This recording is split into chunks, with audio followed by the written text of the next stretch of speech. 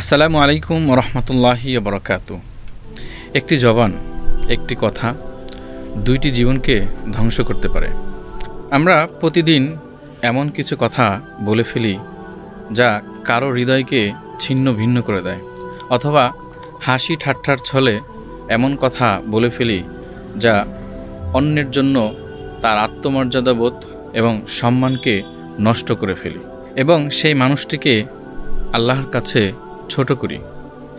এই নিঃশব্দের গুনাহের নাম হচ্ছে পরনিন্দা। এটি শুধু জবানকে কলুষিত করে না, বরং পুরো সমাজকে বিষাক্ত করে তোলে। তাই আল্লাহ পাক রব্বুল আলামিন পবিত্র কালামে পাকে ইরশাদ করেন, ওয়াইলুল লিকুল্লি হুমাজাতিল লুমাজা।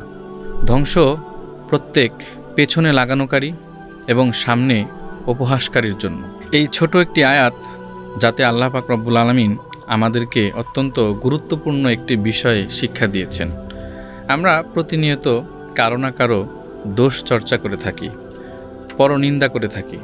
আল্লাহ পাক রব্বুল আলামিন আমাদেরকে এই আয়াতে এই বিষয়টিকেই শিক্ষা দিয়েছেন।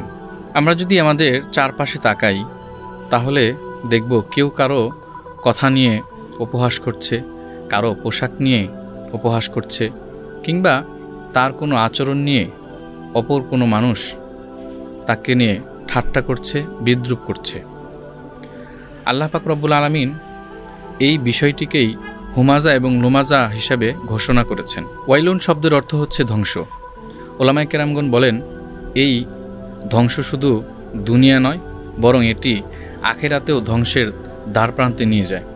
তাই প্রিয় মুসলিম ভাই ও বোনেরা, আমরা কথা বলার ক্ষেত্রে সবসময় সতর্কতা এবং সাবধানতা অবলম্বন করব, যে আমার কথার দ্বারা অপর কোনো ভাই যেন কোনো ক্রমেই কষ্ট না পায়, আঘাত না পায়। মানুষের দোষ দেখা সহজ, কিন্তু নিজেকে সংশোধন করা অনেক কঠিন। যারা অন্যের দোষ নিয়ে পড়ে থাকে তারা গুনাহের কথা ভুলে যায়। তাই আমরা অন্যের দোষ খোঁজার চাইতে নিজেদের চরিত্রকে শুদ্ধ করার চেষ্টা করি। আল্লাহ রাসূল সাল্লাল্লাহু আলাইহি সাল্লাম ইরশাদ করেন, যে ব্যক্তি আল্লাহ ও আখিরাতকে বিশ্বাস করে সে যেন ভালো কথা বলে অথবা চুপ থাকে। আমাদের এই আয়াত আমাদেরকে শিক্ষা দেয় যে মাঝে মাঝে নীরবতাও ইবাদত হয়ে যায়, যদি সেটা অন্যকে কষ্ট দেওয়া না হয়।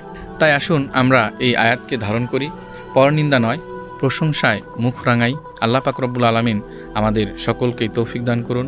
আমিন। আসসালামু আলাইকুম ওয়া রাহমাতুল্লাহি ওয়া বারাকাতুহু।